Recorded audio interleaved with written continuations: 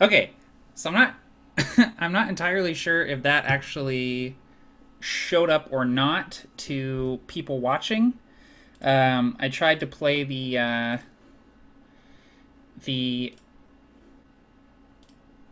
awesome trailer that Tim from Tabletop Terrors made, and I used like the YouTube app within Google Hangouts, so I'm not actually sure if you guys were able to see or hear that at all. But I'm trying to figure out a way where we can play that awesome Provokers intro like before every session. Like we open with that before, the session starts, but I can't figure out a way to do it where everyone can see it and hear it, if that makes sense. So I tried to do it with my XSplit software, but I can't I can't use the audio in that. I can only do the video. So I don't know. I'll figure it out, but in any case, hello everyone. Welcome to A Fistful of Dice. I am Matt, as you know, and thank you for joining me in my very first live prepping thing. I don't know if I want to come up with a cool name for this. I think I might call it like Let's Prep or something like that, like a play on Let's Play. Where I work on some prep for a game. You guys can watch me do that. You guys can watch me prep for a game, see how I do it. And the hope is that all of you do the same while I am prepping. So if you haven't already, grab something to drink. Dr. Pepper helps me think. Grab something to write with, or open up a Word document. Grab your favorite book that you use for inspiration. I've got a little bit of a selection here that I'm going to be drawing from. Grab your favorite, dice, what have you. And we're going to sit down and we're going to do some prep, and I'm going to hopefully be doing this for a couple hours. This is not going to be a Q&A, but I will be looking at the comments, and so if I see a question pop up that I'd like to answer, I will of course do that. So you guys can feel free to do that as you will. So I'll make sure to refresh that. I might get confused a little bit during the course of this, just because I have about 15 windows open. Okay, apparently nobody else saw anything when I played the trailer at the beginning, so I'm sure that was thoroughly awkward. On my screen, it was the trailer playing, and it had the music going and everything, but apparently you guys just saw me sitting there going,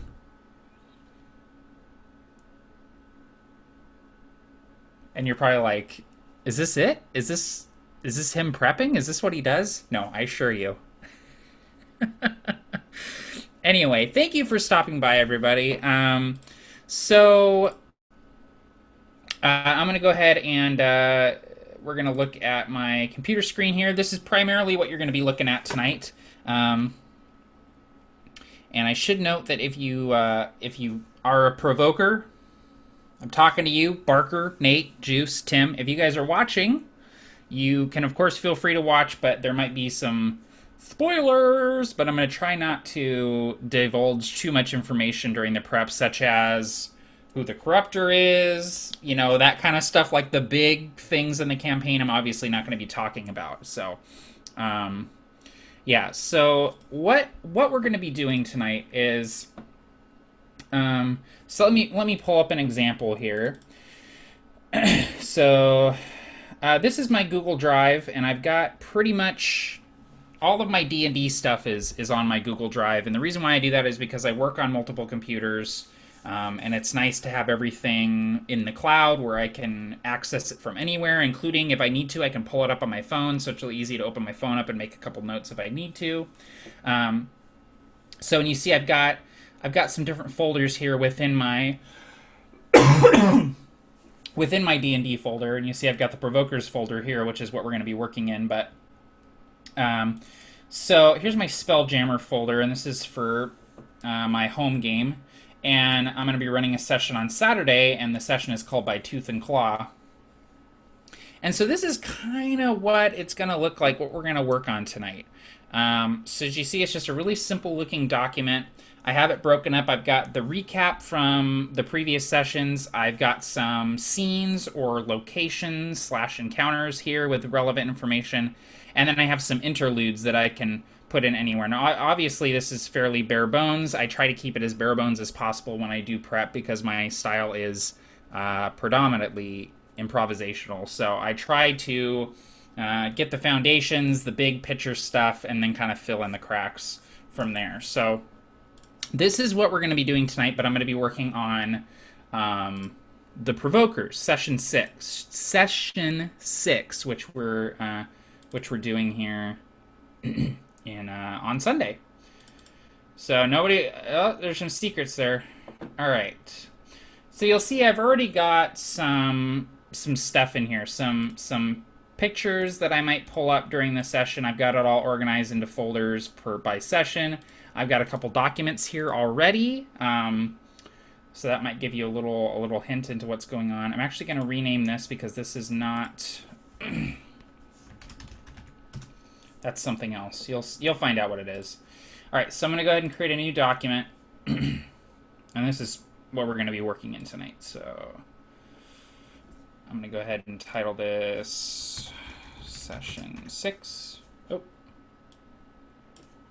Session 6. Lightning strikes twice. Okay. All right. So, check the comments really quick.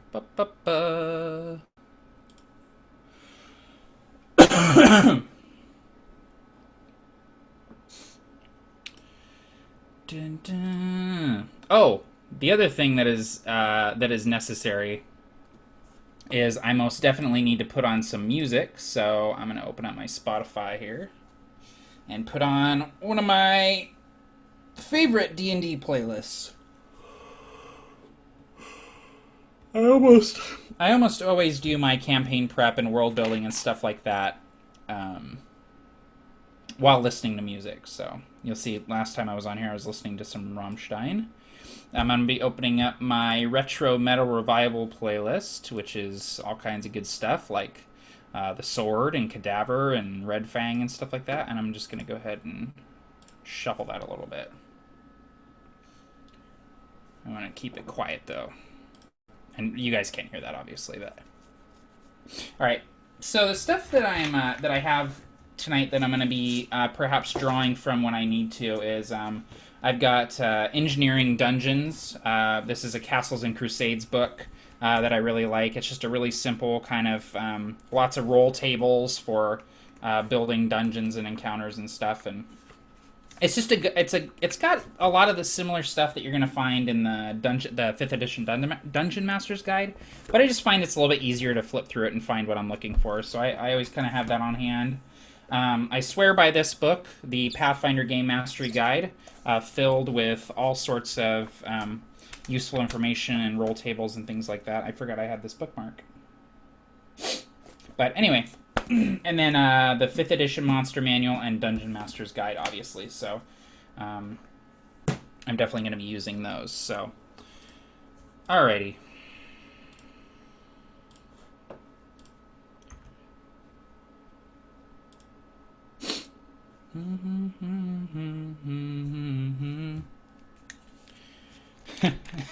Dr. Pepper is a DM's favorite drink. All right. So the components that I'm going to be doing here, we're going to have the recap. We're going to have 3 locations or scenes.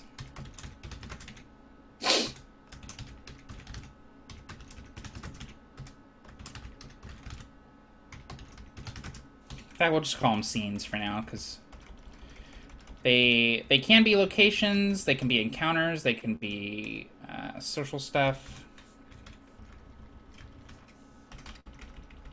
And then NPCs and interludes.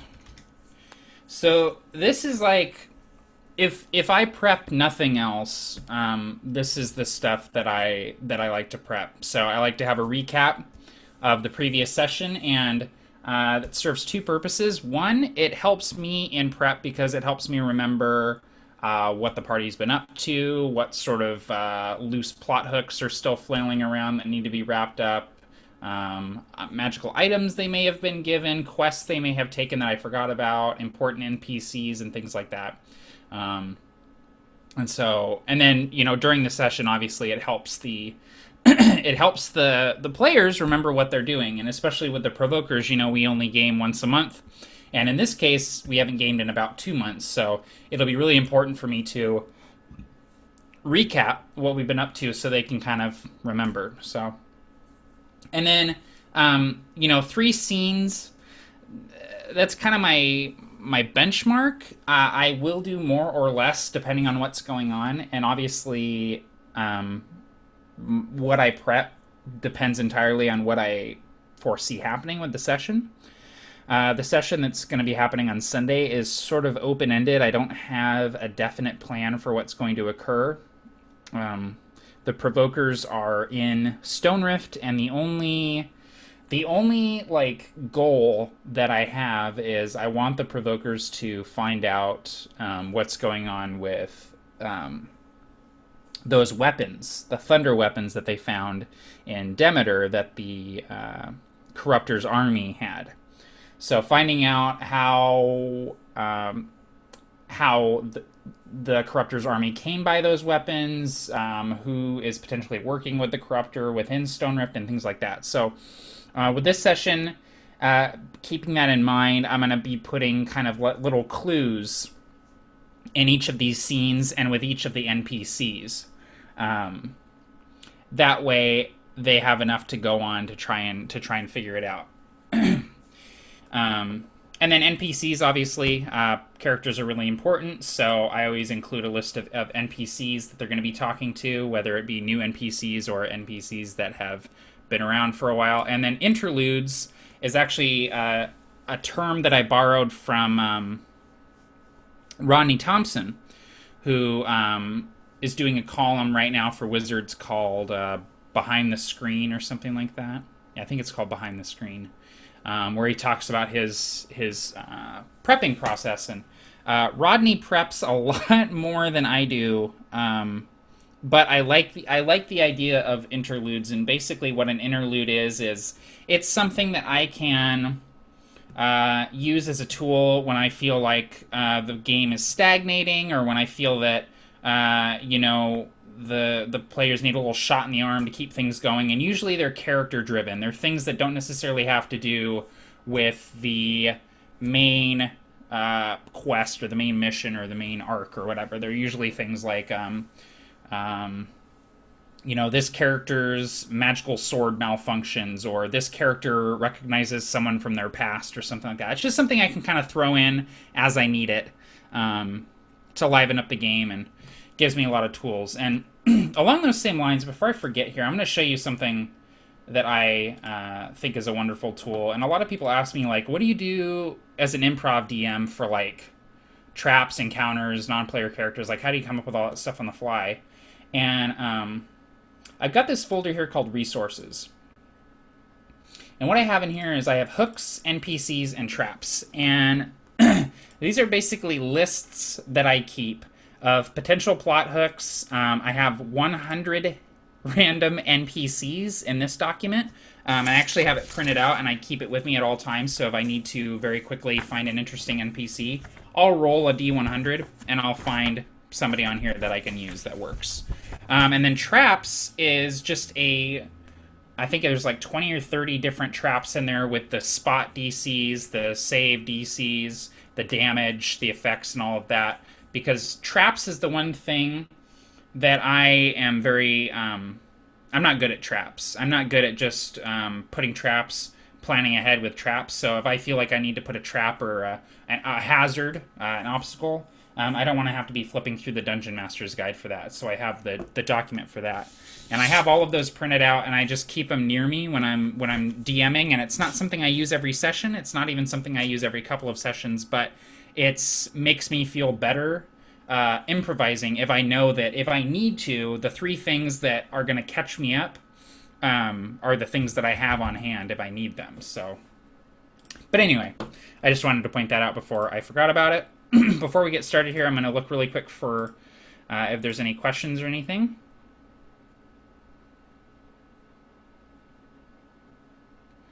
So,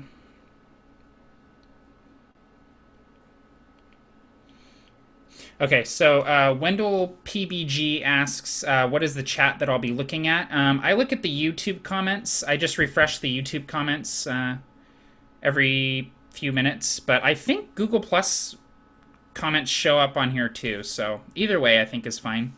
And then War Chief Garcon says hi. Hey, how's it going? Aaron says hi. Hey, Aaron, how's it going? Hellraiser 101 says, sorry, dude, when you tried to play the trailer video, it just exited me out of the video and I had to manually join the video again. Okay, so don't use the YouTube app. Good to know. Yeah, sorry about that, everybody. I didn't know what that was going to do, so. Okay. So here we go. Alrighty. So the first thing we're going to do is we're going to do the recap. So I'm going to grab this here, and I like to keep it organized, so I'm going to change that to a bigger font, and I'm going to do the recap. So I keep everything bulleted so I can easily find, you know, the piece of information that I need.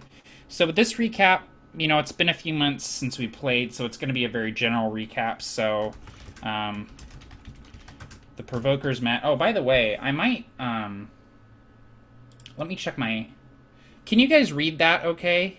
I might just zoom in a little bit. I think that would probably help. If I can figure out how to do that. There we go. There, that should be a lot better. Hopefully you guys can see that okay. It looks okay on my screen, but I'm not sure how it is on everybody else's. So let me know if you need me to zoom it in or whatever. I have control of where the screen capture goes. So okay. The Provokers met at the Wayward Wanderer and were tasked by, shoot, what's his name? Turl. By Turl the Hill Dwarf to journey to the town of Bilton and recover a relic of Geffion, goddess of agriculture. They found Bilton in ruins, put to the torch, and overrun with barbarians. After recovering the relic and defeating an owlbear, they ran afoul of the Corruptor, whom they believed to be a rogue member of the Convocation of Eros.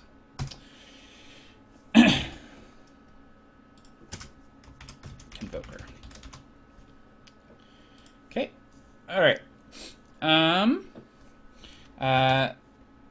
They bested the Corruptor in combat,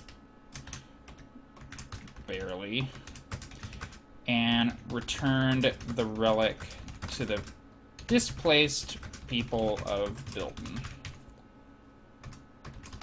From there, the Provokers met Keenra, a dragonborn merchant from the foreign land of Estia.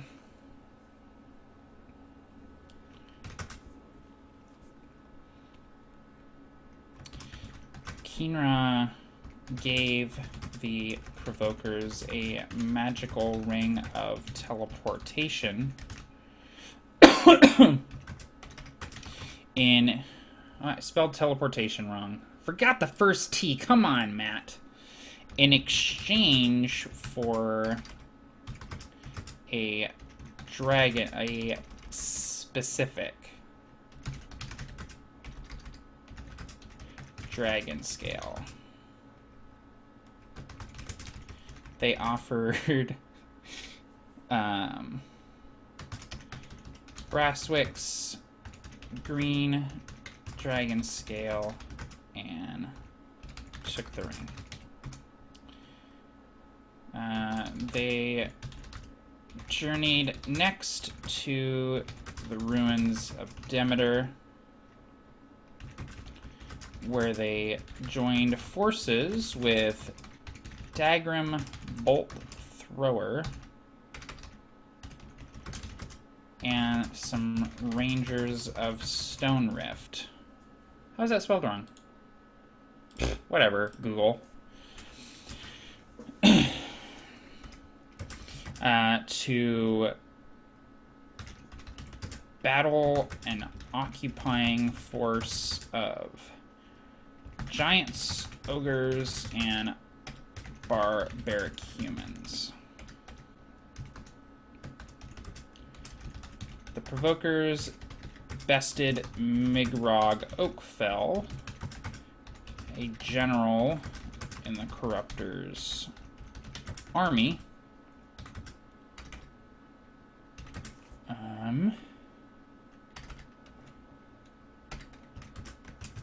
They also destroyed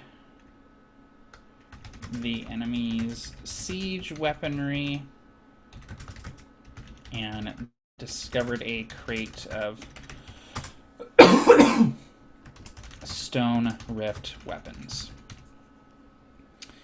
I'm going to add up here the Provokers, along with Rian and Turl, decided that the best course of action to combat the Corruptor would be to ask the nearby nations for aid. I'll put Shade, Veil, Stone Rift, etc. Normally I don't write this much for the recap, but I'm doing the entire campaign, so I want to, I want to make sure I'm thorough with it, so everyone, players and viewers included, know what's going on. So, they ended up in Stone Rift, where they were granted an audience with, Nosmer,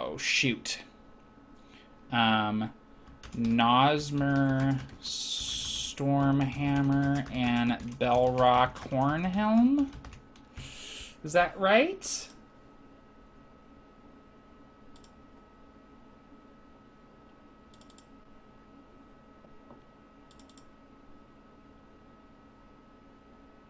Yes!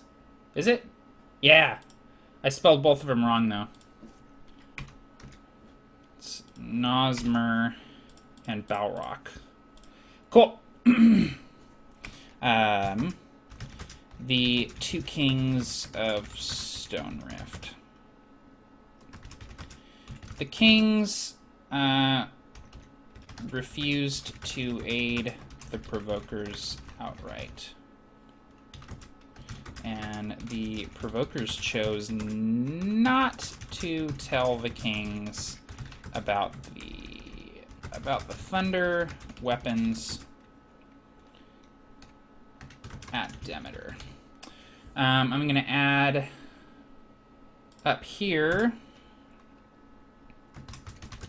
They found the Scale of Zertal. Aerodon has it. And a Convoker ring. Brasswick has it. Alright, and that pretty much is what's been going on. So the other thing I like to do is I like to set the line spacing to about 1.5 because it's easier for me to read and find what I'm looking for. And the other thing I'm going to do is I'm just going to real quick bold like proper nouns here. Names of people and places that are really important, just so I see them sticking out. So Corruptor. Rian. So, and it doesn't take long, but it really helps just when you're kind of glancing at it. So, Keenra.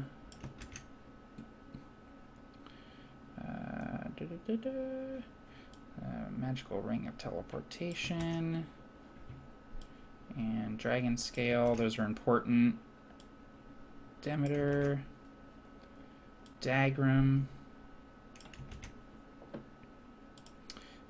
Migrog.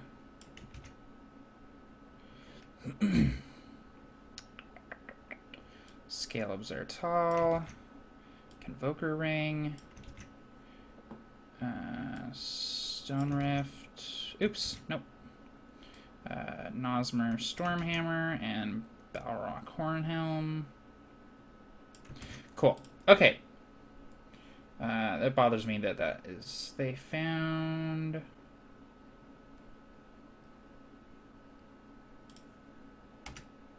There we go. I don't like it when there's just an... Or it's called a orphan or a widow if it's just by itself down there, so...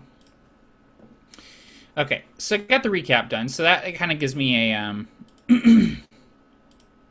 a place to start, and it's sort of almost like a warm up into your prep. So before you prep anything for the current session, you want to go back and recap. And everybody's like, it's Brook, not Bilton. God dang it, Bilton's another town altogether. So Bilton changed to Brook. Thank you. Everybody knows my campaign better than I do. There. Fixed. Thank you. Oh, man. So Panley01 asks, one question, how are you tonight? I am okay. It has been a really long week at work, and I'm really glad that tomorrow is Friday, but I'm tired. Font size looks good. What's my favorite part of creating the adventure? I'm not sure. I like all of it.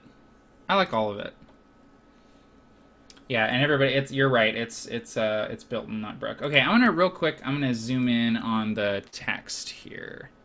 So just hold on 1 second while I do this. Oh, wait, I can't do that without changing the thing. Okay. Okay. Alright, it's gonna get weird for a second.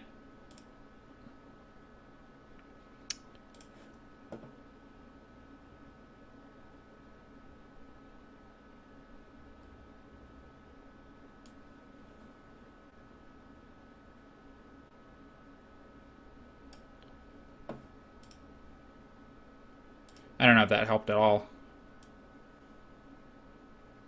No, that's not... That looks bad. We're not going to do that. Alright, we're going to keep it as is. Sorry. I haven't used XSplit in a while, so I'm still sort of getting the hang of it here, so... So, you know, it only took me about, you know, what, 10-15 minutes? To do that recap, and that was for the entire campaign thus far. So, normally I don't write that much for the recap. So,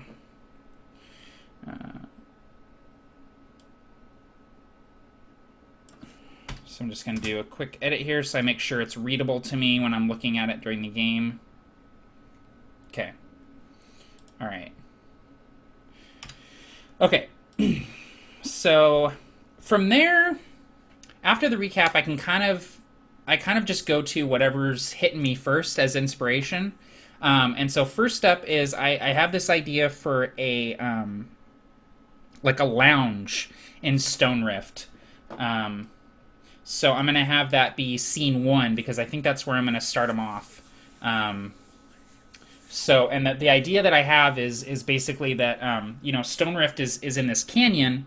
And all of the dwellings and stuff were sort of built into the side of this canyon. And so I had this idea where there's like this lounge, like a really nice tavern, where so there's these waterfalls sort of cascading into the canyon, and they use these water wheels to harness the power of the falling water to do like elevators and stuff. But I had this idea that there's a lounge built behind one of these waterfalls that's cascading down the canyon. So basically, it'd be like if I was sitting here in my office and that whole wall wasn't there. Instead, it was just a curtain of water just falling, like icy glacial water. I thought that kind of a cool idea for an area. So I need to come up with a name for that. So for now, I'm going to call it Waterfall Lounge, just so I remember what it is. And then if you guys have ideas, that would be cool because I'm wanting to kind of involve people in the planning here. So if you have an idea for a tavern lounge sort of area, it's like a little bit ritzier than your go-to, like a typical tavern. Like the Dwarves of Stone Rift live pretty good. So if you have an idea for that, let me know, and I will use it as the name. So in the location, I'm going to put a little bit of description. And I don't ever like to write out the description exactly as I'm going to say it. I just put notes. And sort of describe it from there. I don't feel like I don't like it when I feel like I'm reading from a module or something. I want to be able to kind of craft the narrative how I want at the time for the players. I don't want to have to just sit there and read off of a piece of paper. So that's how I'm going to do, describing the locations. So I'm going to put like swanky lounge / tavern, dimly lit with flickering blue lightning lamps.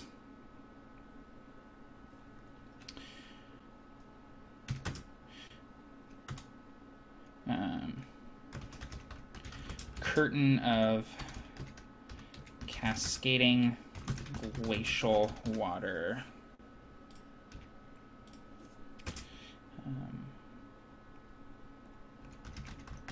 Separates the lounge from canyon.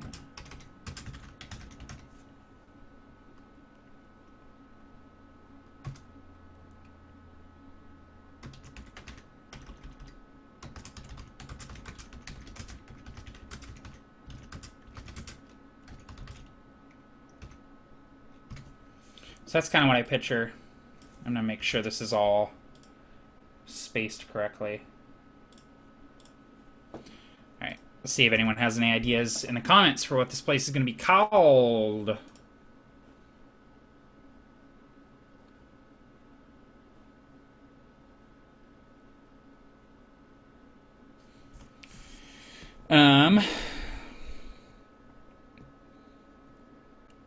Intuition Joe, why don't I ever notice these things before ending up 20 minutes late? Sorry, I try to post these things well in advance so people can see when they're happening. But I also there's no good way for me to tell people about events happening through YouTube. So if you're wanting to kind of keep up with stuff like this, I would definitely consider going to facebook.com/a fistful of dice, and I update that almost daily. Almost too much. So if you're wanting to know about events and stuff like that, you can always check that out. And then what else we got here? Wolfsbane. Matt, I face a problem. I run a 3.5 D&D session where the players bring their personal problems along with cell usage and do other stuff during the game. And I've addressed this in the past, following the advice of Dawnforge Cast and various other DM tips videos by setting ground rules, but these rules are sometimes not being met, and it is frustrating me to no end and is sucking the fun out of D&D. However, I don't have the heart to kick them out because they are my close friends. All right, I've said this before. No D&D is better than bad D&D. If their behavior is ruining the game for you and taking the fun out of it, honestly, dude, I understand that they're your friends, but I have had this issue with friends in the past as well. And eventually it just comes to the point where you have to say, I don't feel like playing anymore. And it's not like you have to look them in the eye and say, your behavior is upsetting me, I don't want to play D&D with you anymore. You can just tell your friends that you're not really feeling it anymore and you don't want to play. and then go find a group that's going to take the game a little bit more seriously and appreciate the effort that you're putting into the game. Because nothing is more frustrating than being a dungeon master and running a game for people that don't appreciate it, people that just treat it like come have fun and socialize session, stuff like that. The game should be fun and it should be low stress, but they should also respect your rules of no cell phone usage at the table and don't bring personal problems to the table. I've had issues with this in the past, and eventually you just kind of reach a breaking point and shut it down. So don't let it ruin the game for you. It sounds like you've already done your best to try and fix it, and it's not being fixed, so it's time to put the ball in their court, basically.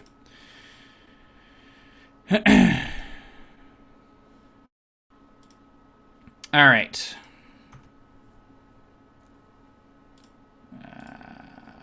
No ideas yet for the lounge. Comments are being slow, so sorry if I haven't seen it yet. Thank you. Yeah, I've got typos. See, this is why I have you guys watching. It's funny.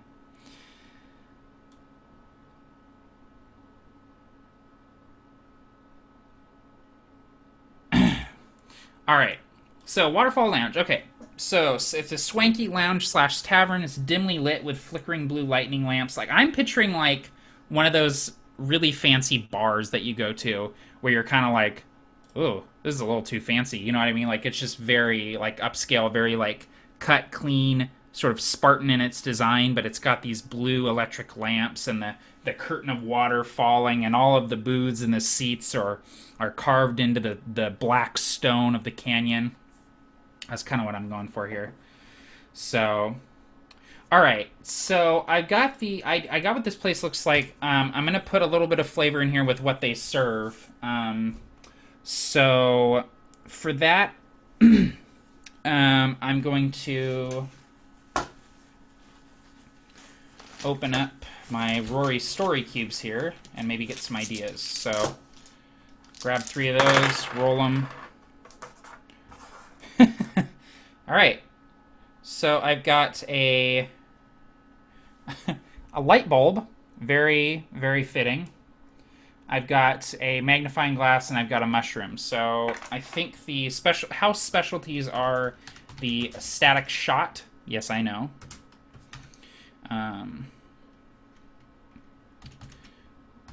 Liquor. I spell liquor wrong. How do you spell liquor? What the hell? Did you guys just hear my neighbors? They are so freaking loud. My upstairs neighbors are ridiculous. Liquor that shocks you when you drink it. And rift mushrooms. Blue phosphorescent. Oh my god, I am not even close to spelling tonight. Phosphorescent.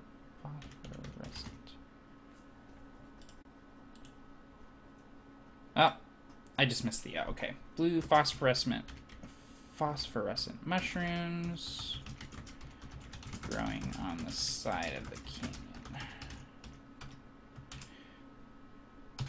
And some sort of meat dish.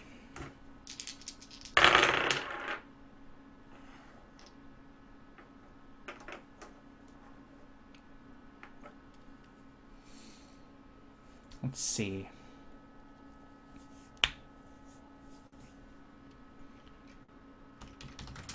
Rack of ram. Broiled ram meat.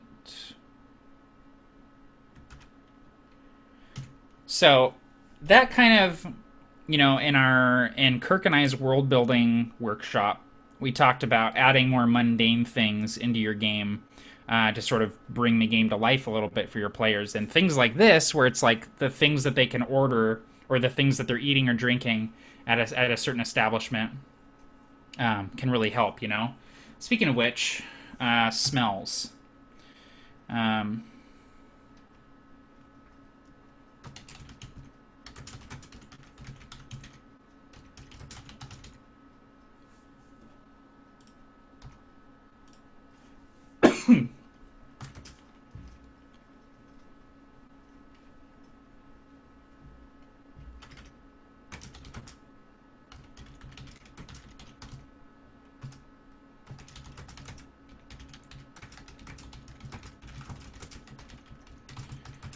So just making sure I include, at least a few of the five senses. What it smells like, what it looks like, um, what it feels like, stuff like that. Obviously you don't need to have the five senses for every location that the party is going to, but it's kind of good to do that. So, okay.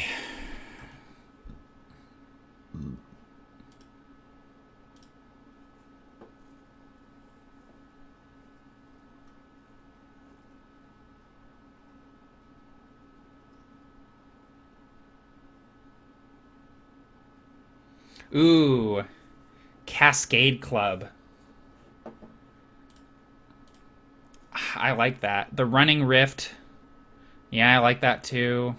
I wonder how many drunken dwarves fell through this waterfall wall. Oh, yeah. It's probably very crowded in the bar. Yeah, potentially. The Overflowing Cup. Steamboat Pete's Willie's. Probably not. I don't think the swanky waterfall lounge is going to be called Steamboat Pete's. The Icy Cavern. Yeah, I like it, but it's not icy inside. It's just cool. So I like the Cascade Room. I'm going with that, or the Cascade Club. Going with that, Aaron. Good call, man. Man, I wish you guys could listen to what I'm listening to. I'm just listening to just the best metal right now.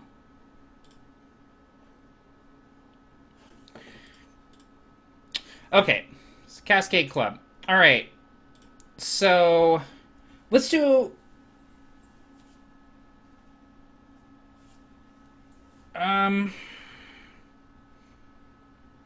Let's do an NPC that's going to be sitting in here. So.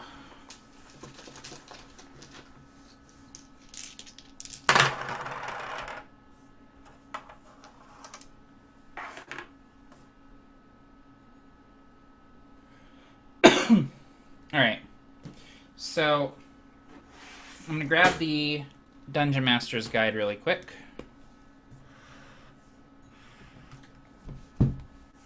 And I'm going to turn to the NPC section. All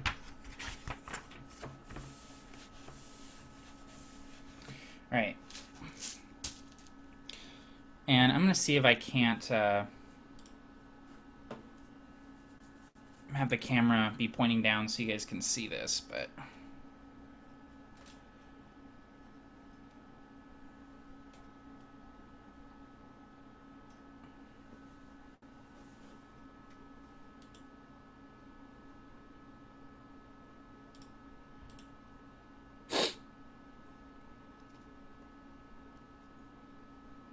I'm not sure how to flip it. All right, but anyway. So I'll grab a few dice here out of my Crown Royal bag. I think I need a D20 and a D6 and a D12 and a D10.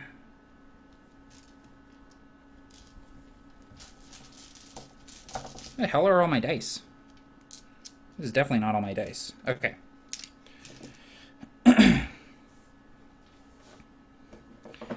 Okay. So I'm gonna real quick come down here to NPCs to do this, because I want an NPC that's gonna appear in here, but he might be involved in some other place. So I'm gonna keep him down the NPC section. So NPC appearance. So I already know he's gonna be a dwarf. Non-dwarves don't really live in Stone Rift. So that doesn't mean that I wouldn't be comfortable putting someone in there that was maybe a traveler or someone that had was welcomed there for some reason. But I'm gonna say this guy, he's sitting in the bar. He's probably gonna be a dwarf. So all right. So I got piercings for appearance. So I'm just gonna start writing these notes down. And I'm gonna go ahead and make these heading ones.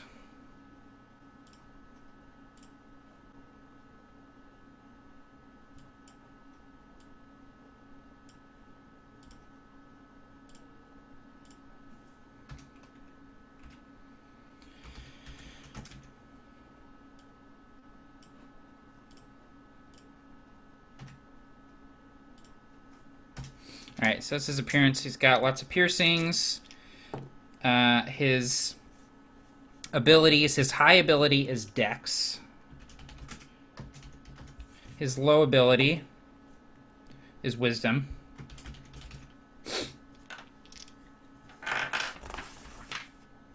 NPC talents. So this is just something he can kind of do other than his normal job. He's great at solving puzzles. Oh, interesting. So this guy might be somebody that helps the Provokers figure out who's behind the weapons at Demeter. So that's kind of cool. NPC mannerisms. 13. He fidgets. Okay. Interaction traits. So this one is a D12. 3. Blustering. So he sounds like kind of an awkward guy. NPC ideal.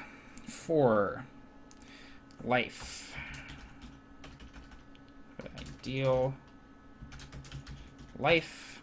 And I'm gonna like, after I finish rolling this guy up, I'm going to go through and like like make this all make sense, so I'm not sitting there with a bunch of text that doesn't mean anything to me. Ideal. Oh wait, I already did that. Oh, I see. I forgot how the ideal thing worked, so I'm gonna make it logic. Okay, cool. Bond. That one uses the D10. 7. Protective of a sentimental keepsake.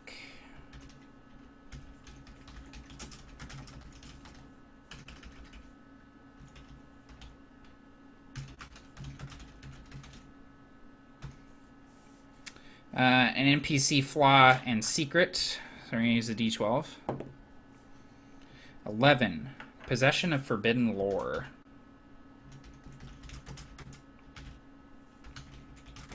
Alright, I already know what this guy's deal is. See, because you don't let the book dictate who the person is.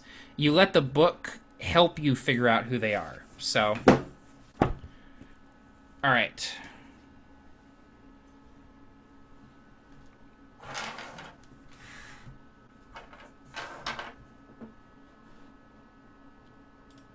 Okay, check the comments really quick.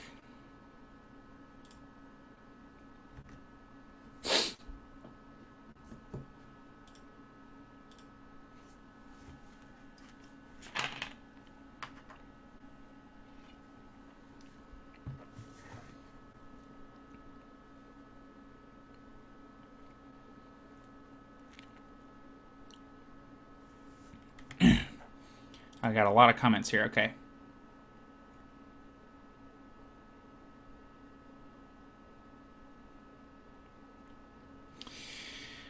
Lots of good ideas for the lounge, guys. I like it. Oops.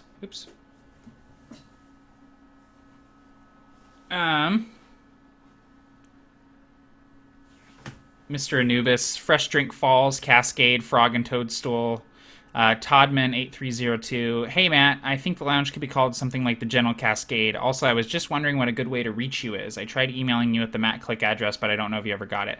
I probably did get it, but I get a lot of emails and a lot of messages, and sometimes, unfortunately, I might gloss over a message if I don't see it right away. So I would say try emailing me again or sending me a private message on YouTube or Facebook, and I will try to respond. I'm much more apt to respond if you contact me through YouTube or Facebook. So, Intuition Joe, I say you just call it the Curtain. It's an upbeat, stylish name that alludes to the water as the centerpiece without being overly complicated. Oh, yeah, I kind of like that.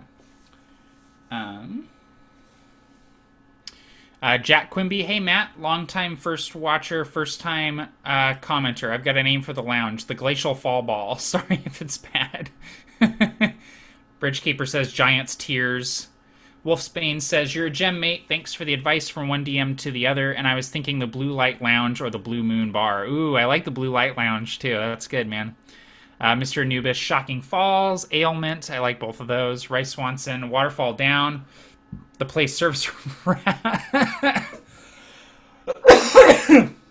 The place serves rabbits. That's funny. Simply just the falls. Yeah, that's cool. So the concept is minimalist yet regal, sleek rather than overly ornate. Yes, Thunder Falls. I imagine a large source of water would attract quite a bit of electricity. Could be some interesting visuals. Yeah, I like Thunder Falls too. That's kind of a cool idea. Man, I like the Cascade Club, but I like the curtain too. The curtain just feels sleek. You know, it actually sounds like a ritzy lounge. I'm gonna think about it. All right, so this NPC I just rolled up. So I'm thinking this guy is he's someone that used to work down in the repository, which by the way is going to be scene 2. And the repository is basically the area down in the canyon where the lightning is collected. So it's where they've got these lightning rods down there, and the lightning hits them, and they channel them into these, canisters, and they collect the lightning that way. That's how they use the lightning weapons, and they use it to enchant the mauls and the hammers and stuff. Something in this guy used to work down in the repository, got struck by lightning, and so he's not quite right in the head. So his wisdom is low, but he's almost kind of a savant because he's really great at solving puzzles, and he knows something. So here's what I'm thinking. This guy he's going to be difficult to talk to because he is, he's sort of a Rain Man, a Rain Man type guy where his brain doesn't work correctly, and so he sort of stutters like that, and is sort of very socially awkward. But he's really good at solving puzzles. He has a very sharp mind, but with low wisdom.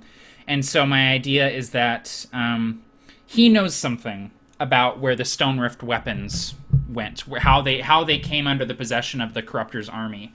But he's unwilling to just come out and tell the Provokers because, well, he's scared of what might happen. And like I said, his brain doesn't quite work the way it used to. And so he will kind of set them, towards their goal here. So let's come up with a name for this guy. Who's got a name for a dwarf puzzle savant who was a laborer down in the repository, got hit by lightning in the head? Let's hear the names, everybody. Name this guy.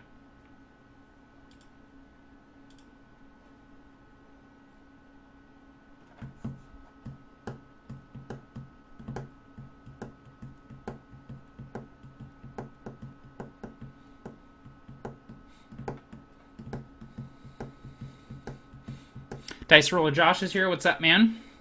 Wendell PBG says, what if the food there was cooked with electricity and not fire? I love it.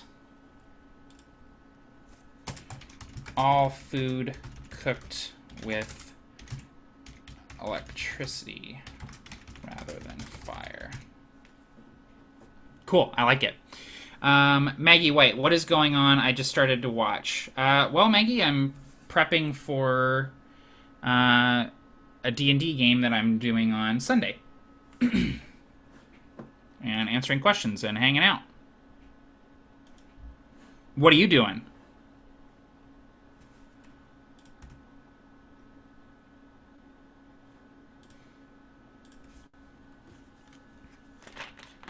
All right.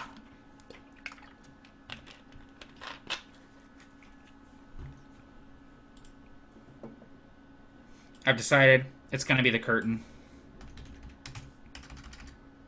I love that. How did I spell curtain wrong? Oh my god. You guys, I am an editor as my job. That is my job. And so when I come home and I do writing and stuff, it is appalling how terribly I make typos and stuff. And it's just because my brain is not working correctly anymore because I've been editing all day. And it's technical editing too, so. All right. So, he's got black hair, somewhat gaunt for a dwarf. Face riddled with piercings.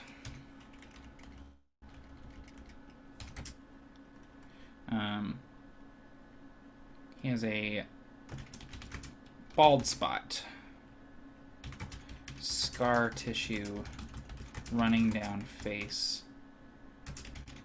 where lightning struck. So I'm going to put high dex, low wisdom.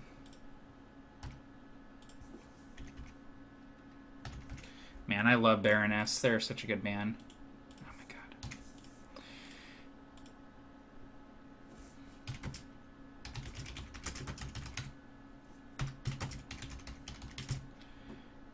So I'm just kind of making all of this make sense.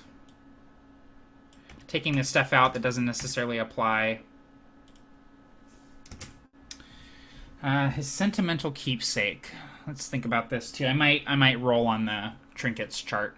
In the meantime, let's see if you guys have names for this guy.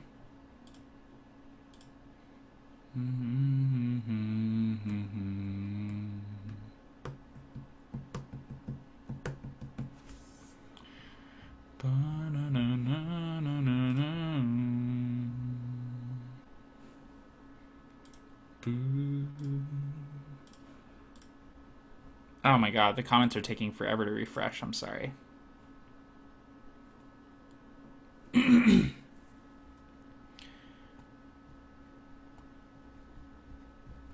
Ooh, yeah, Panley, good idea. So, suggestion for the NPC, he has a small puzzle box that he's been trying to open for years. I love it. Protective of a small puzzle box he's been trying to open for years.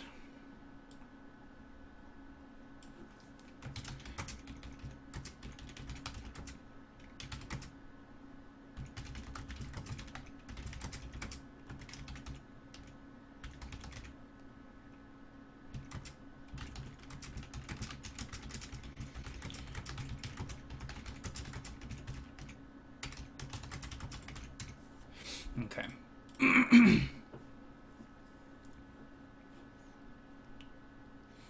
Yeah, he's gonna be a dwarf.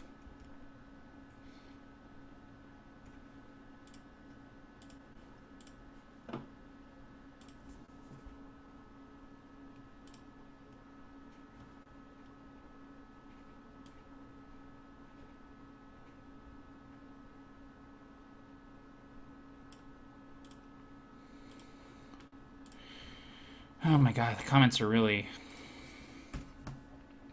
Sorry, they're just taking forever to refresh here, but... Okay.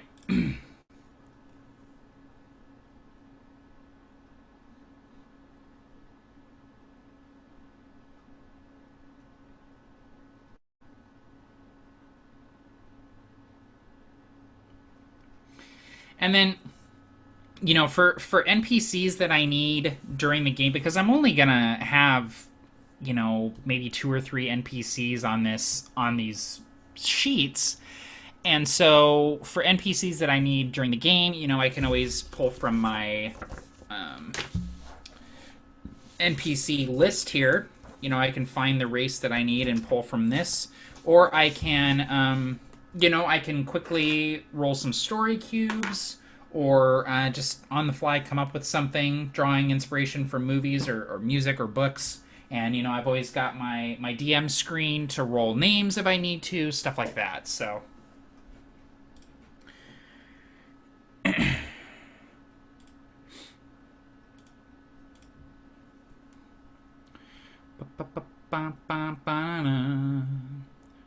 Refreshing the comments tonight. It's not gonna work, is it? There we go. There we go.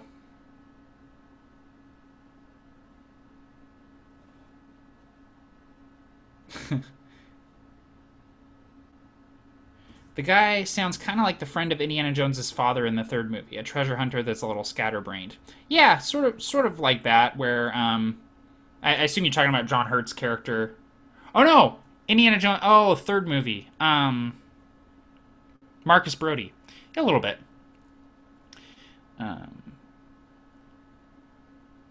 a suggestion, I might have missed it, but promote this a day in advance so I can clear a time to watch. I feel bad that I'm joining 44 minutes into it. Dude, I promote the crap out of this stuff. I've been posting about this event for a week on the Facebook, and it's also been up as a countdown clock on the channel for days. So I promote this stuff a lot. A lot of it is just how YouTube works. It's not like I can send out a message and tell everybody. I don't want to be messaging all the... I don't even know if I can do that. But anyway, if you're missing out on stuff, go to the Facebook page. I seriously, I post there every day. Aaron says, don't you dare betray me. Dude, I love the Cascade Club, but the curtain just kind of evokes what I'm going for. I mean, the Cascade Club is like 1920s, 30s, like a club, where you go in and it's like, the band's playing, everyone's wearing white tuxes. The curtain is like a very like chic, fancy club, and that's kind of what I'm going for here. So, Joey Richter says, I just wrote up a 50-item long random table for food while the players are in an inner tavern. Yeah, Kirk from PhD&D has a table like that, an immersion table. It's actually available on his website. You should go check it out. Make the NPC speak in riddles. Yeah, I would. It's just stuff like that gets kind of frustrating too for the players. So I don't want them to be too frustrating to interact with, but...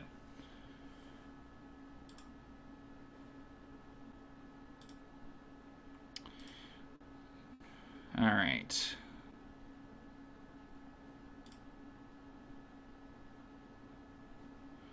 Refreshing the comments again. Okay, now we got some names. Wendell says, shouldn't the lightning be collected above and not below? Seems anti-intuitive. Well, I mean, typically, yes, but the canyon, Stone Rift, was carved by lightning, and so the clouds are literally, like, at the canyon level, striking down into the canyon. So it's kind of, it's different. It's different how the lightning works. It's almost kind of magical in nature. It's like a persistent thunderstorm that's happening. So, name him Dagar. Yeah, Dagar's pretty cool.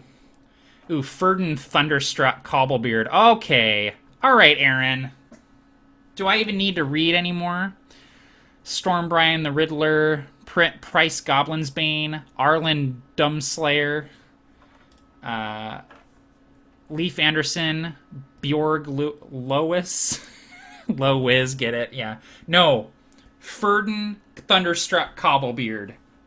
Dude. Aaron. Get out of my brain, man. That's awesome. A really bitchin' song just came on, too, so that's perfect. Oh, Thunderstruck. And Thunderstruck is my favorite AC/DC song, so... Alright. Ferdin Thunderstruck Cobblebeard. Black hair, somewhat gaunt for a dwarf, face riddled with piercings, bald spot, scar tissue down running face where lightning struck, patchy beard.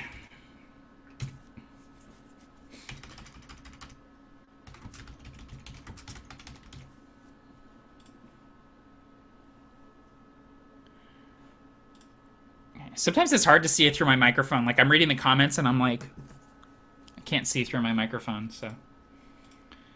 I do love this microphone, though, so... Alright. I'm getting distracted with the comments. The prep must go on. Thank you for the name suggestions, everybody. Aaron, you're definitely the winner, and I promise I won't replace it with anything. Alright. So, we're just going to put a quick note here that Ferdin Thunderstruck Cobblebeard is sitting by himself in a corner booth, puzzling over a metal cube and muttering about thunder weapons walking away. And so This, I'm not going to say what Ferdin is going to say. I'm not going to script out the conversation that the Provokers are going to have with him. I'm just going to put that there and let the players run with it. So I've put this, it's what's called a hook.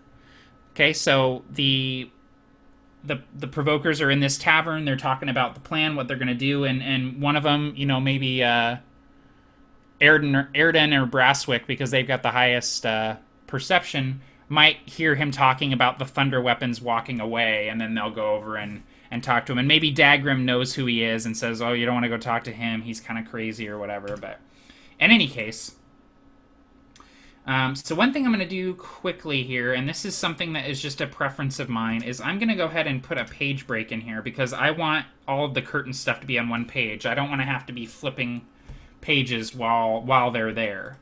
So that's just a little bit of a preference on my part. So just making sure that everything is on the same page where I want it to be. So real quick, I'm going to go through here and see if there's stuff that I want to bold.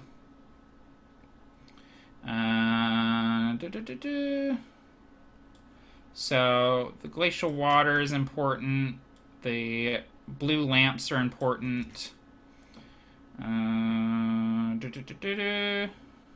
then the NPC is important. Okay. So we're about an hour into this, and we've got our recap, we've got our first scene, and we've got an NPC. So not bad. And this is with me reading comments and stuff. So it's it's not that difficult to go through and do this stuff.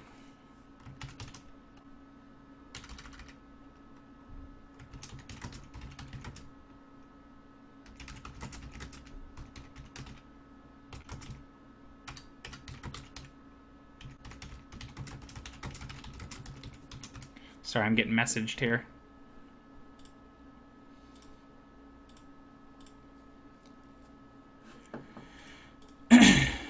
Okay, so let's do the repository really quick here, and we're just gonna go through this. I don't want to go too long tonight, but I think we'll go for another 20 minutes at least, if not another 30 minutes.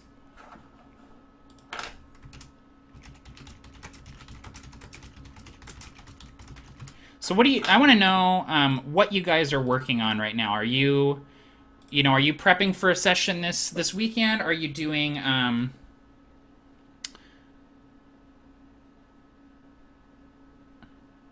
are you world building? What are you doing? So, all right. So we got some comments here.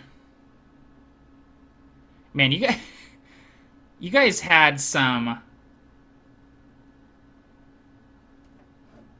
really awesome dwarf names. Hold on to those. Okay. Swanky lounge / tavern, dimly lit with flickering blue lightning lamps. Curtain of cascading glacial water separates the lounge from the canyon outside. Booths and seats carved from the stone. Smells of static-laced ozone and broiled meat. Air is crisp and cool from the waterfall. You got static shot, liquor that shocks you when you drink it. Rift mushrooms, blue phosphorescent mushrooms growing on the side of the canyon. Rack of ram, broiled ram meat, all food cooked with electricity rather than fire. And Ferdin, thunderstruck Cobblebeard, is sitting by himself in a corner booth, puzzling over a metal cube and muttering about thunder weapons walking away.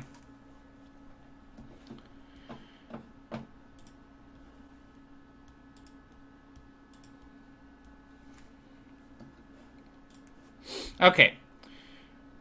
It's hard to keep up with the comments. You guys are awesome.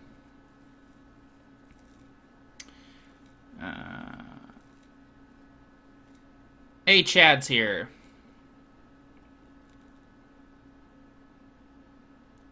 Vagamoth, are you concerning yourself with motivation at this point?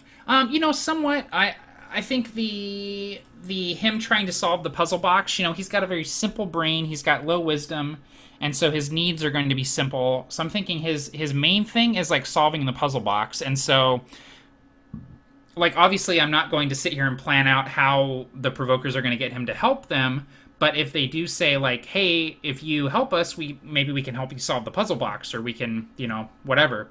That would be the main motivating thing for him, would be doing the puzzle box. Or another thing they could do would be like, well, we have a puzzle too, and you're really good at puzzles. Do you want to help us? And he'd be like, yeah, I'd love to help you solve a puzzle. And that's how they could get him to help him. So there's a lot of different things they could do just with what I have there. And again, I don't want to over prep. I want this guy to come out organically in the game. I want him to grow organically and develop as a character. And so I don't want to have everything written out, set in stone, so to speak, before the session even starts. So, and then, man, just awesome name ideas, guys. You guys are awesome, but I'm sticking with Ferdin Thunderstruck Cobblebeard. Alright, so the repository. So let's bang this thing out. So, going with the same method here. What does it look like? Well, it's dark lit with... well, it's not really dark, but it is down there, but it's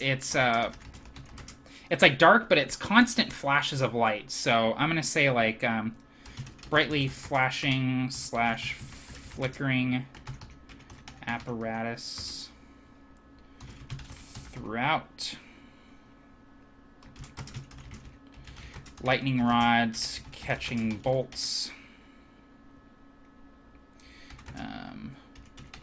Dwarves running here and there, carrying armloads of blue glowing canisters.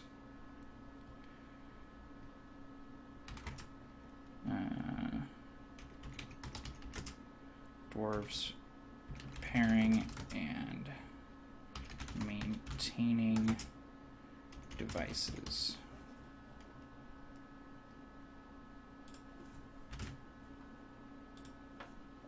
Etc. Goggles, gloves, earplugs required. So we all know how well it worked out for Erdon when he decided not to wear his blinder last time when he fired off the thunder tube. So we'll see how they do this time. All right. Oh, excuse me. So let's see here.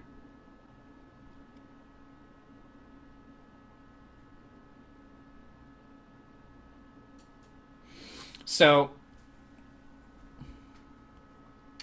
what I'm going to have here, I'm trying to think. I don't want to give away to you guys what is happening with the thunder weapons, and I think I can do that without saying too much here. So, because I know, and I don't necessarily need to write it down because I know. You know what I mean? So, but I'll just put that. So we're gonna need a. What am I trying to say? What would be the name for it? It would be like a. What's the name of like a foreman? The foreman. So we need a name of the Thunder Foreman. The leader of the Bolt Keepers, which the Bolt Keepers are the guys that work down on the repository, and it's a very dangerous, thankless job, blah, blah. They're the backbone of Stone Rift, so to speak, so...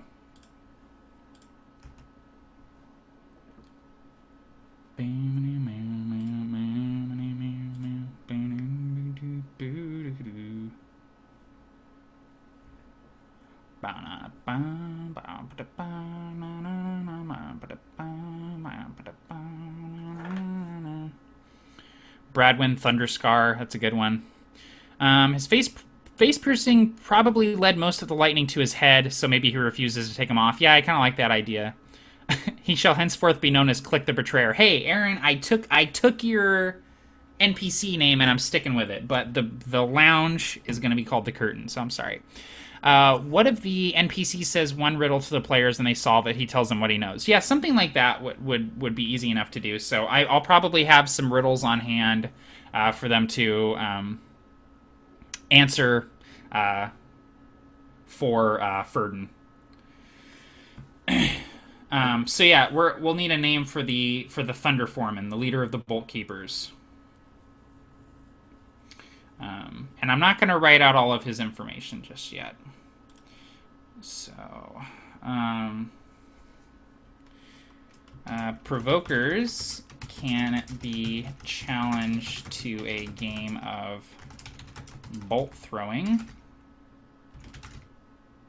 I have the rules worked out for bolt throwing, which is essentially they have these gloves that they wear that can hold a bolt of lightning, and they basically hurl lightning back and forth, and it's like a game of Pong, but with lightning. So provokers can be challenged to a game of bolt throwing.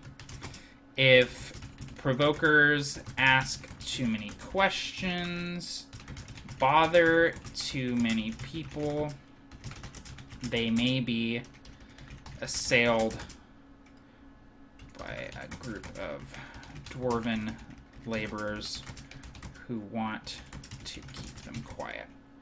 So basically, a conspiracy goes all the way down to the repository. I can tell you that much. Certain dwarves in the repository are involved in how the weapons are leaving Stone Rift, where they're going, and why. So that's all I'll say for that.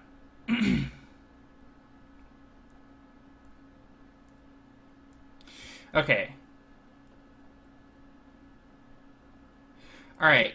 So, guys, let's do another NPC here. Or no, let's do some interludes while I'm waiting on the name for the Thunder Foreman. So, interludes. So I want one for each character. So let's write them down here. So we got Erdon. I'm going to write them in initiative order.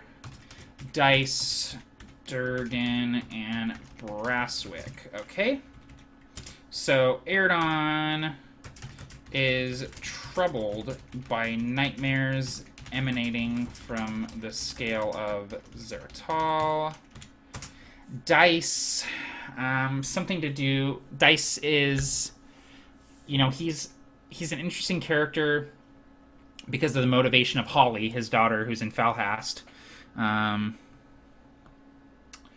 So maybe Dice hears word that Falhast was attacked by a scouting party of Gavalt raiders. Oops. So this would definitely set him on edge. Durgan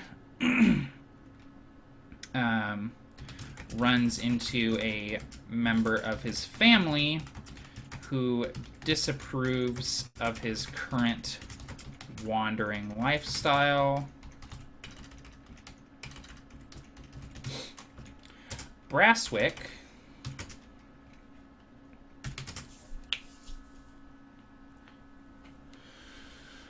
what can I do with Brasswick?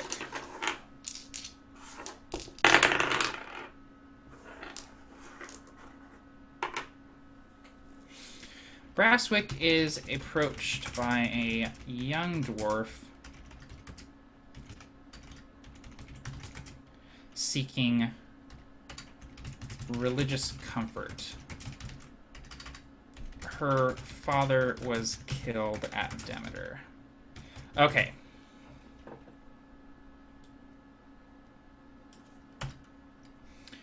So, these are things that I can throw at the players if I feel like things have come to a bit of a halt. They're not things that are going to take a long time to resolve. They're not things that are going to take away or detract from the main mission, but they are things that are going to play to each character's particular motivations, goals, fears, ideals, bonds, traits, flaws, all that kind of stuff, and it gives them a little moment in the spotlight. So, sometimes depending on what's going on, I might have interludes that are not tied to a specific character, but that apply to the whole party. But in this case, just based on what I think is going to happen in the session, or what I feel like is going to happen, I think one per character is probably a good thing to have.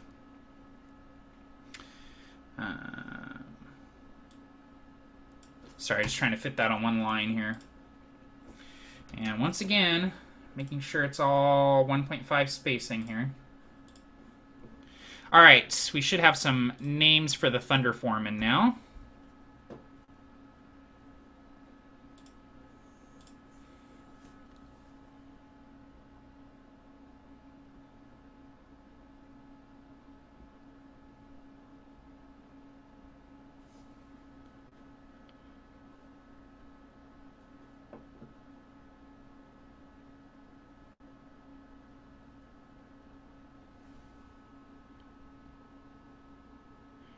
Okay.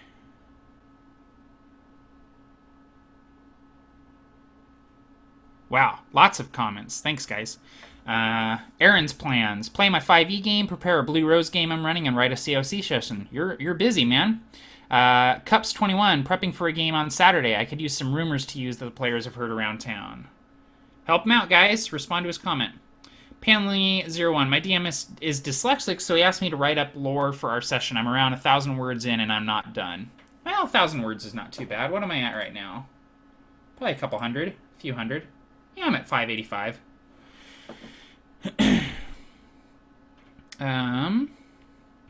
DFC, I've noticed you've been posting some character portraits for the Provokers campaign. If that is your own art? No, that is not my art. That was commissioned. I am not good at drawing. Wendell PBG. I'm trying to get some ideas because I'm trying to get into D&D, but I don't know anyone who plays. On my first game ever, I shall DM. I have some ideas for story, but I'm having a hard time creating the actual world. Well, don't feel like you need to create an entire world starting out. Create a single town or location and have it start there. And then, build up the world around that. Mr. Anubis 217, my players are heading off to a new continent next session, and it is like a Persian-influenced desert land, so I'm working on the map of the area and naming the towns and such. That sounds cool. Intuition Joe, being a budding GM has been busy with the building of a gigantic world that's been in progress since 5e's launch, a setting built from the ground up for 5th edition, a troubled campaign that's been cycling players for months, yeah, possible new one, and slowly trying to break into the world of Google Plus games through the RPG one-shot group run by Juice. I'm too ambitious for my level of skill. No, man, it's all good. You dive right into it, but don't get burned out. Make sure you give yourself breathing room. Behind the GM screen, world building in OneNote, listening to what you've got going on here. Do you have any sounds in the description of your settings? Yeah, usually I will include sounds as well. That's something that comes a little easier to me on the fly, so I don't always write it out. Gregory Hubbard, I'm going to need to prep for a session myself soon, running a campaign with a bugbear rogue barbarian, a human inquisitor, a human passive-aggressive cleric of Illmatter, a half-orc bastard son of a former character who was a hero named Reginald, and a dwarf named Price Alehoarder, cleric of Arenthul. Wow, that's a huge party, dude. They just had an awesome battle with an adult white dragon and a frozen Balrog homebrew. That sounds cool, and I'm looking for inspiration for an adventure hook, but I also love a fistful of dice. Awesome. Dice Roller Josh, I'm planning to do some world building later on for a campaign with none other than Tim Kearney and Andrew Knapp. Awesome. It's going to be a campaign about how you can implement different civilizations and cultures into a D&D game. Still need 2 players to join, though. Awesome. If you guys are looking to join a game, hit up Dice Roller Josh. Suggestion, if there is so much lightning, why not create a bound elemental helping the dwarves against its will? Well, it's a cool idea, but yeah, I don't know. It's a little too arcane magic-y for the Stone Rift dwarves, if that makes sense. So we got name for the foreman, Boltok Stormforge. I like that. Thodrin Stormcaller. I like that. Fundus Lightgatherer Blackbeard. I'm going with Thodrin Stormcaller. I like that. Thodrin Stormcaller. Put Bolt Keeper Foreman. Awesome. Awesome, guys. Thank you. You guys are great. How many people do I have watching? I haven't looked at the thing yet. 41 people. Holy crap. What are you guys doing?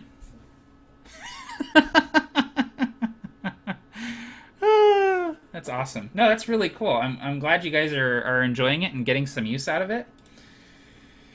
I'm definitely gonna doing this more often, and I'm struggling with what to call it though. I feel like it should be a series, but like I talked about calling it Let's Prep, but Let's Prep just kind of sounds weird. I don't know. It sounds kind of It sounds gross to me for some reason.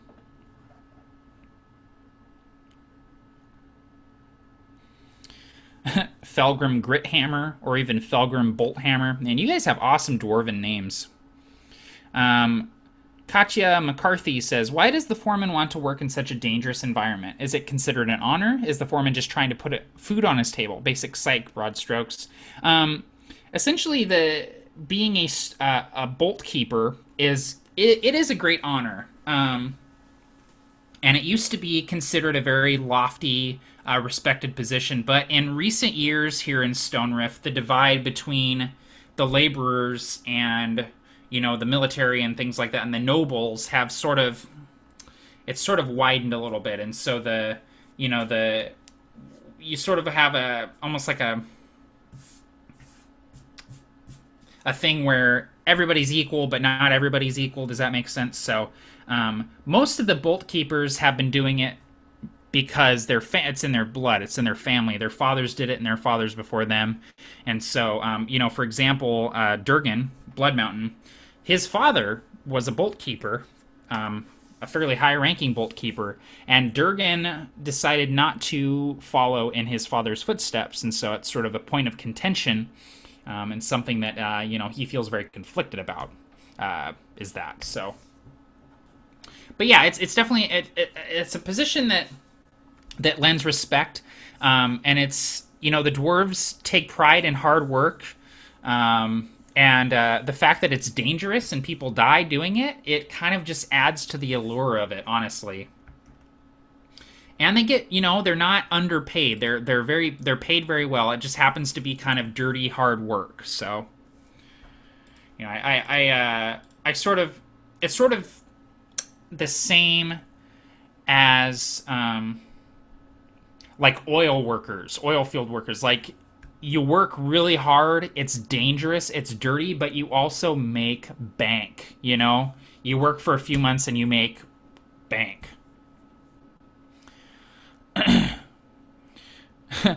Aldevern Stubleg, his leg was injured by the lightning as a child, and thus his leg's growth was stunted and is stubby. That's funny. Have you ever been interested or played Numenera? I'm very interested in Numenera. I'd like to play it at some point. Grundar should be the name of the foreman. I think I've decided on Thaldrin Stormcaller. I like that. Katya McCarthy. I'm currently working on a mechanical system for a world I have made. It's basically a heavy modified version of 3.5 Path Dresden Files. Various redesigned chord systems. Interesting. All right, guys. So I'm going to zoom out here, and I'm going to show you what I got here. So. This is what it looks like. This is what I'm looking at when I DM the Provokers. And honestly, this is about as much information as I go into a session with. So, what am I going to do from here? Well, I'm gonna finish this, do this scene 3, which is something that you guys are not going to be privy to. I'm going to finish this NPC, which again is not something that you guys are going to be privy to. And I'm also going to prep for any encounters that I anticipate having, so that will involve, going through the monster manual and figuring out what kind of challenge I want to present, factoring in environmental effects and traps and things of that nature. I do a lot of reskinning and futzing with the monster stats, so that will likely be involved as well. Kind of peripheral things. I'll get some riddles ready to go because I know I'm going to need some riddles potentially for the Ferdin character. But like this is about as much as I normally do. I don't do a lot more prep than this, and actually this is more prep than I've done for the last 2 Provoker sessions. At a certain point, campaigns kind of run themselves if you give your players enough agency and enough direction. So I can easily run the session with this much, and obviously it's going to deviate from what I have in my mind, and things are going to happen that I don't anticipate. The Provokers are going to get clever and do something that I never saw coming, that sort of thing. So, but I'm going to go through the comments here really quick, and then I'm probably going to wrap this up. We've been going for about an hour and a half, and my jaw is starting to hurt from talking so much. Dice Roller Josh. So, is there a possible civil war within Stone Earth between the military and the laborers? Absolutely. Absolutely, there is. And there's definitely some unrest. And the fact that each king oversees a different area and the kings aren't really getting along, there's definitely a lot of potential for conflict there that I'm it's very astute, Josh, because it's definitely something that I'm going to be tapping into in the future. If not, in the next session, soon. I'll just say that.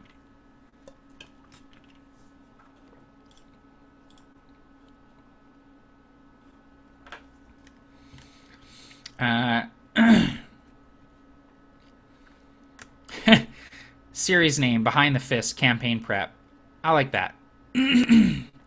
Gregory Hubbard, I think live D&D prep is suitable. I definitely love to see these. I, for one, am enjoying this a lot. Thank you. I'm glad you guys are enjoying it. I mean, it's definitely been very rambly, but... you know, these things always are, and obviously I'm not used to, you know, talking to people while I'm prepping, but I had a lot of fun doing this, and it was fun getting your guys' input, so I don't think I'll do this for every session, obviously, but I think every once in a while, once every month or so, I might have you guys sit in on some session prep with me, and, you know, my methods, my process is always changing, it's always evolving, you know, I'm always trying to improve it. You know, the implementation of these interludes is something that is fairly new in my process, but now it's something that I like to focus on. So we can always improve. I'm constantly trying to improve, constantly trying to get better, constantly trying to figure out what works for me best as a DM. So, but yeah. Anyway, guys, I'm gonna do a quick look at the comments here.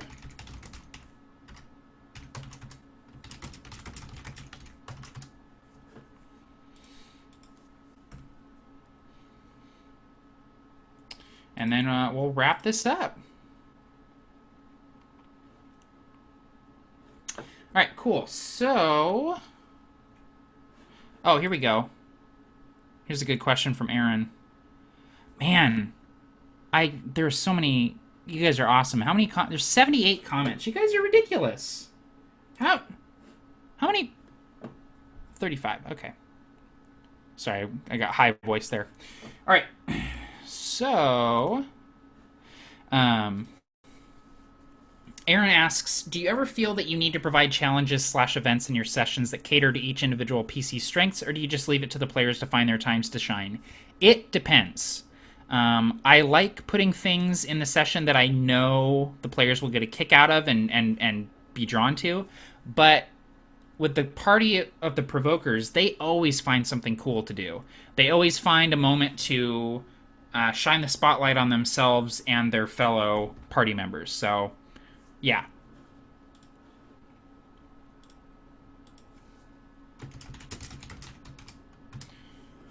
But, yeah, so I'm going to go ahead and end this, guys. I'm going to go meet my fiance for dinner. I haven't seen her all day, so... but I really do appreciate everyone coming out and watching me do some session prep. This has been a lot of fun. I'll definitely be doing it again in the future. So, anyway, guys, it's going to be it for me. Tune in on Sunday, 4:30 p.m. Pacific Standard Time, to watch the Provokers Session 6, Lightning Strikes Twice, where you will see the prep I just did in action. All right? All right, thanks again, everybody. Take care, and happy gaming all.